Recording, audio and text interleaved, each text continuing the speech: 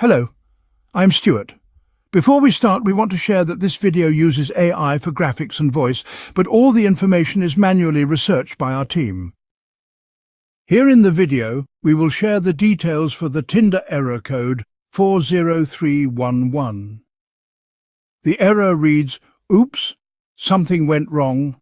There was a problem logging into Tinder. Please try again." Some users also receive an additional message saying, "Oops, too many login attempts," even after just 1 or 2 tries. This error occurs when users try to log into Tinder. According to our research, this error is most likely due to a temporary or permanent account ban or restriction.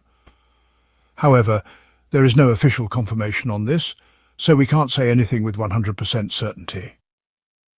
The first thing you should try is to restart your device. Once your device restarts, try logging into Tinder again and check if the error still comes. If restarting doesn't help, then check if Tinder needs an update.